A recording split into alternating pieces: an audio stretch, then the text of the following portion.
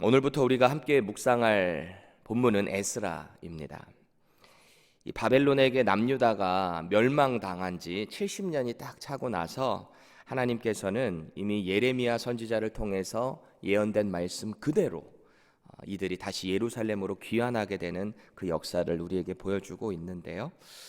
이 바벨론 포로로 끌려갔던 그 역사가 사실은 이 바벨론 느부갓네살 왕이 한 번에 딱 침공해서 다 끌어간 게 아니라 총 3번에 걸쳐서 이 남유다를 멸망시키고 다 포로로 끌고 갔던 역사가 있어요. 오늘 본문이 그 과정 가운데서 끌려간 이후에 귀환을 하게 되는데, 이 귀환도 한 번에 다 한 게 아니라 3차에 걸쳐서 귀환도 하게 되는 거예요. 그래서 오늘 본문이 1차 귀환을 하는 그 내용인데, 그때 당시에 이제 고레스라고 하는 바사의 왕이 이 바벨론을 멸망시키고 난 이후에 총독으로, 유다 총독으로 이 세스바살이라고 하는 스룹바벨이라는 사람을 세운 거예요. 그래서 그 사람의 인솔하에 이 남유다 백성들이 이제 1차로 귀환을 하게 되는데, 2차 귀환은 그럼 언제인가? 이 일이 있은 이후로부터 한 79년 정도 이후에 율법학자였던 이 에스라서를 기록한 것으로 추정되는 에스라가 인솔하에 이제 2차 귀환을 하게 됩니다. 그리고 3차 귀환은 우리가 얼마 전에 주일마다 우리 묵상을 했던 느헤미야 새로운 총독을 통해서 이제 3차로 예루살렘으로 귀환하게 되는 그런 이야기, 그렇게 총 3차에 걸쳐서 이 바벨론 포로 생활을 끝내고 귀환을 하게 되는 이야기입니다. 이스라엘의 큰 회복이죠. 마치 출애굽을 하던 그 역사처럼 이 바벨론의 포로 생활을 끝내고 돌아오는 이 회복의 역사, 그것이 바로 이 3차의 귀환에 걸쳐서 진행되고 있어요. 먼저 우리는 그럼 예루살렘 성전이 이 유다가 어떻게 하다가 그렇게 멸망되었는가 기억해 볼 필요가 있는데, 이 남유다는 다들 아시다시피 BC 586년에 이 바벨론이란 나라에 의해서 멸망당했잖아요. 이 침공이 아까 제가 말씀드린 대로 3번에 걸쳐서 침략을 당하게 되는데, 그 1차 침공이 언제였나? 다니엘서 1장 1절 보세요. 그 침략이 나오는데, 그 남유다의 왕이었던 여호야김 왕 3년째, 즉 한 BC 605년 정도 되거든요. 그때 첫 침공이 시작된 거예요.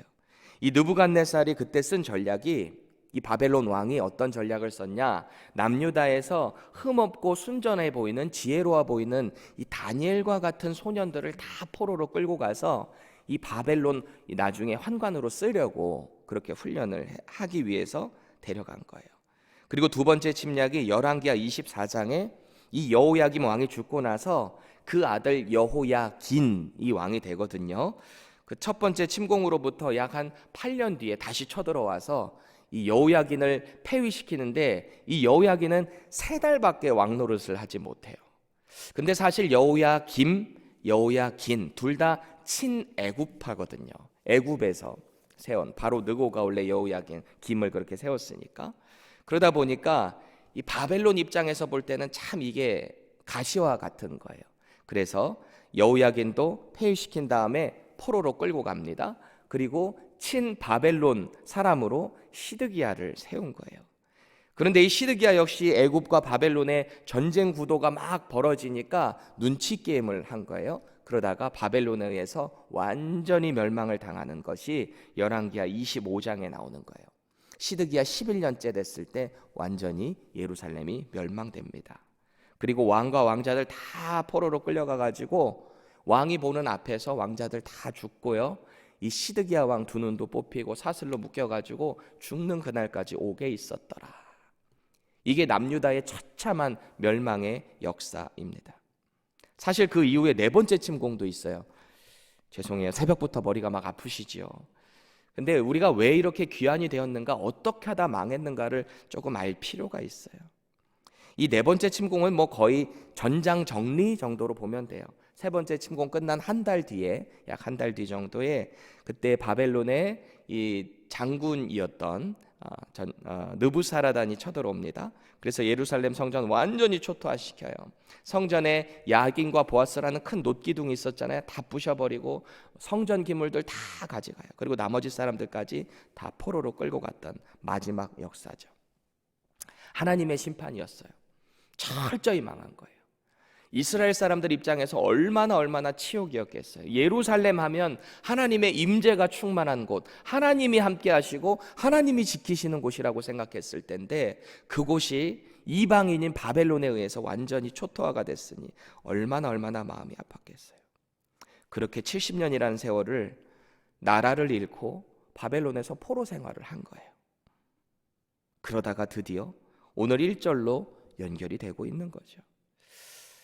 그런데 이 일을 예레미야가 예언을 했었다라고 오늘 본문이 시작되는데 1절 보세요. 바사왕 고레스 원년에 여호와께서 예레미야의 입을 통하여 하신 말씀을 이루게 하시려고. 예레미야가 무슨 말을 했을까요? 예레미야 25장 11절에서 12절 봅니다. 이 모든 땅이 폐허가 되어 놀랄 일이 될 것이며 이 민족들은 70년 동안 바벨론의 왕을 섬기리라. 여호와의 말씀이니라. 70년이 끝나면 내가 바벨론의 왕과 그의 나라와 갈대아인의 땅을 그 죄악으로 말미암아 벌하여 영원히 폐허가 되게 하되.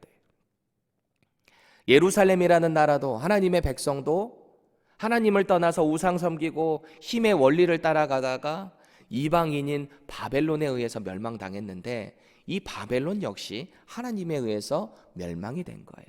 어느 나라에 의해서요? 바사라는 나라에 의해서. 이 바벨론도 멸망되고 폐허가 되는 거죠. 이 예레미야가 예언을 하고 있었을 때에 당시의 왕이 바로 여호야김 왕입니다. 하나님의 종 예레미야의 심판 메시지를 안 들어요. 바룩에 의해서 그 율법의 메시지가 낭독될 때 그것을 쭉쭉 찢어서 불에 태웠던 사람이 여호야김 왕입니다. 여전히 우상 섬기고 하나님 앞에 죄를 지었어요. 그러니까 하나님이 당신의 백성을 바벨론에게 내어주시겠다라고 경고했던 거 아니에요? 그렇게 바벨론의 침공이 시작됐던 것입니다. 그렇게 70년 종살이를 하게 되는데 중요한 건 이 70년이 징계의 때였다. 하나님이 허용하시는 징계의 때였다라는 거죠. 그때가 되면 다 채우고 나면 다시 반드시 돌아오게 될 거다라고 예언이 됐던 거예요. 그리고 예언대로 오늘 바벨론 1차 침공 때 다니엘에 잡혀갔던 BC 606년부터 오늘 유다 총독 스룹바벨에 의해서 돌아오는 그날까지 70년이 찬 거죠. 예언대로 된 거예요. 하나님의 말씀대로. 오늘 본문은 철저히 하나님의 약속의 말씀에 그 근거를 두고 이 일들이 신실하게 성취되었다라고 기록을 하고 있습니다. 예언의 말씀이 그대로 성취되는 이 성경의 역사 과정들을 볼 때 하나님의 놀라운 인도하심에 이스라엘 백성들이 다들 전율이 돌지 않았을까요? 와, 정말 말씀대로 됐네. 와, 정말 예레미야가 예언했던 것대로 됐네. 그 해방의 역사 가운데 감사가 넘쳤겠죠. 그럼에도 불구하고 이 바벨론 포로로 끌려간 남유다 입장의 또 다른 면을 한번 생각해 봤어요. 그 사람들의 입장에서. 아무리 이런 예언이 있었다고 한들 이미 자기들 나라가 망했어요. 그리고 70년이라는 세월 동안 이 바벨론에서 거주했었어요. 말이 70년이지 짧게는 1세대, 길게는 2세대에 걸쳐서 포로 생활을 했었단 말이죠. 이들의 눈치를 보면서 살았어요. 그럼 이들의 마음에는, 이 남유다 백성들, 포로로 끌려간 이들의 마음에는 자연스럽게 뭐가 자리 잡고 있었을까요? 포기와 적응이지 않았을까요? 그리고 적당한 타협이 이들의 마음 가운데 있었을지도 몰라요. 이들은 지금 삶의 고난 가운데 그 회복의 약속을 잊고 살아갔을지 몰라요. 그럼에도 불구하고 하나님은 그 약속을 신실하게 이끌고 계셨다라는 사실입니다. 자기 나라가 초토화되고 포로로 끌려온 상황에서 이 강력한 바벨론을 누가 감당할 수 있겠는가? 누가 이들을 멸망시킬 것인가? 이들 상상이나 했겠어요, 마음 가운데. 그런데 오늘 이 일을 공포하고 조서도 내린 이 바사왕 고레스가 그 일을 하게 된 거예요. 그 나라를 멸망시킨 왕 바사의 왕이 오늘 이런 선포를 하고 있습니다. 2절 보세요. 바사왕 고레스는 말하노니 하늘의 하나님 여호와께서 세상 모든 나라를 내게 주셨고 나에게 명령하사 유다 예루살렘의 성전을 건축하라 하셨나니. 이 고레스가 이런 엄청난 말을 선포하고 있습니다. 지금 이 이방인이 하는 말을 보세요. 하나님이 자기를 세우셨대요. 하나님이 내게 명령하셔서 지금 이 일을 한다는 거예요. 더 놀라운 사실은 이 고레스라는 이름이 예레미야가 하나님의 말씀을 선포했던, 활동했던 그 시대 100년 전에 활동했던 이사야 때에 언급이 됐다라는 것입니다. 이사야 44장 28절 보세요. 고레스에 대하여는 이르기를 내 목자라, 그가 나의 모든 기쁨을 성취하리라 하며, 예루살렘에 대하여는 이르기를 중건되리라 하며, 성전에 대하여는 내 기초가 놓여지리라 하는 자니라. 남유다가 멸망할 것을 예언하면서 예언 후에 있을 그 회복의 때를 이사야 선지자가 이미 하나님의 말씀을 선포했었다라는 것입니다. 이방인이었던 이 바사의 왕 고레스가 지금 하나님께서 나를 세웠다, 하나님이 나에게 이런 예루살렘을 재건하라 하셨다, 이랬다고 해서 고레스가 하나님을 섬기는 사람이 아니에요. 여기저기서 들었던 자기께 있었겠죠. 이 관용 정책을 썼어요. 그때 큰 제국이 있었기 때문에 이 남유다 같이 포로로 끌고 온 그런 나라들을 자기 나라로 다 회복시키고 그 나라들이 섬기는 신들을 섬길 수 있도록 관용 정책을 베풀었던 왕이 고레스였어요. 그러니까 이스라엘에 섬기는 왕 그 하나님에 대해서 언급을 했죠. 그럼에도 불구하고 하나님께서 이 고레스를 쓰셔서 하나님의 백성, 하나님의 역사를 써나가시고 계시는 거죠. 하나님의 강권적인 주권하심 그 안에서 말이죠. 이 고레스가 하는 말을 보면 자기는 여호와의 목자가 돼서 남유다를 예루살렘으로 가게 인도하고 다시 무너진 성전도 건축할 수 있도록 하나님이 시켰다라는 거예요. 우리가 성경을 읽다 보면 이런 예언되는 모습들, 이 고레스라는 정확한 그 이름이 선포되는 것들, 예언되고 그대로 성취되는 그 과정들을 보게 되면 얼마나 전율이 돋는지 모르겠어요. 예수님이 이 땅에 오셔서 하셨던 그 사역들도 가만히 보면 하나하나 허투루 하신 것이 없어요. 구약의 선지자들에 의해서, 시편 기자에 의해서 예언된 그 말씀, 언급된 그 내용들이 그대로 예수님의 사역을 통해서 성취됐잖아요. 그래서 복음서는 계속 이런 말들에 이 모든 일은 말씀을 이루려 하심이라, 이런 내용들이 반복되잖아요. 그러니 우리가 이 하나님의 신실하신 약속의 말씀을 믿고 의지할 수밖에 없는 거죠. 하나님이 약속하셨고 하나님이 하시겠다면 그대로 되는 거예요. 순종하고 복 주면, 순종하게 될 때 하나님이 복 주시겠다는 거예요. 거역하게 되면 내가 저주를 내리겠다는 거예요. 징계를 주시겠다는 거예요.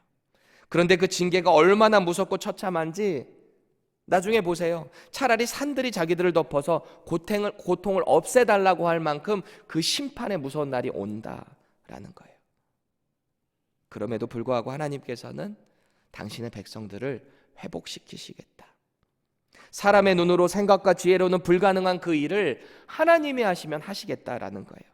생각지도 못할 방법으로 전세를 완전히 뒤집어 엎으시겠다는 거예요. 오늘 바사의 왕 고레스를 사용하셔서 바벨론을 멸망시키고 예루살렘으로 귀환할 뿐만 아니라 예루살렘 성전을 재건하고 하나님을 예배하는 날을 다시 한번 고대할 수 있도록 회복시키시겠다라는 거예요. 오늘 이 이방 나라의 왕을 통해서 하시는 일들을 보세요. 4절입니다. 그 남아있는 백성이 어느 곳에 머물러 살든지 그곳 사람들이 마땅히 은과 금과 그 밖의 물건과 짐승으로 도와주고 그 외에도 예루살렘에 세울 하나님의 성전을 위하여 예물을 기쁘게 드릴지니라 하였더라. 이 고레스 왕이 그때 당시의 기록에 의하면 이런 이스라엘 남유다 같은 나라들이 돌아가게 되면은 자기 신들에게 기도를 하게 될 때 자기를 위해서도 기도해달라고 그렇게 했대요. 그러니까 다신론이죠. 다 이렇게 하는데 이 바벨론을 포함해서 바사가 통치하는 곳에 있었던 흩어진 모든 유대인들을 다 불러 모으는 거예요. 그리고 그 나라들에게 도와주라고 공포합니다. 예루살렘 성전 재건을 위한 물건과 짐승으로 도우라는 거예요. 바꿔 말하면은 이 일을 선포한 게 나 바사의 왕 고레스이기 때문에 이 일을 따르지 않으면 거기에 응당한 심판을 받을 것이다. 엄포를 놓고 있는 거죠. 왕의 선포인 것입니다. 5절에 보면 포로로 끌려간 남유다의 두 족속인 유다와 베냐민, 이 남유다 지파잖아요. 이들의 리더십들, 그리고 성전의 일을 맡은 레위인들이 이 일을 위해서 일어납니다. 그리고 우리가 주목할 부분이 있는데, 이 일에 그 마음이 감동받은 자들도 다 함께 일어나는 거예요. 하나님의 역사에 마음이 감동되니까 하나님께서 하시는구나, 이 일이 이루어지겠구나, 마음에 으쌰으쌰 하는 거죠. 두려울 게 없는 거예요. 하나님이 도우시고 하나님이 명령하셔서 그것도 이 바사의 왕이 돕겠다고 하는데, 지지해 주겠다고 하는데 뭐가 두렵겠어요. 당당한 거예요. 그래서 이 일의 절정은 7절에서 8절에 이렇게 나오고 있는데, 제가 세 번역으로 함께 보겠습니다. 더욱이 고레스 왕은 주님의 성전에 속하여 있던 여러 가지 그릇까지 꺼내어 오게 하였는데, 그것들은 느부갓네살이 예루살렘에서 가지고 가서 자기의 신전에 둔 것이다. 페르시아 왕 고레스는 재무관 미드르삿을 시켜서 그 그릇들을 꺼내어 낱낱이 세어서 유다 총독 세스바살에게 넘겨주게 하였다. 이 바벨론의 느부갓네살이 어떤 나라를 정복할 때마다 그 나라가 섬기는 그 신전에 있을 거 아니에요. 그 신전의 기물들을 다 가지고 와서 자기 나라 그 신전 그 창고에 넣어뒀던 거예요.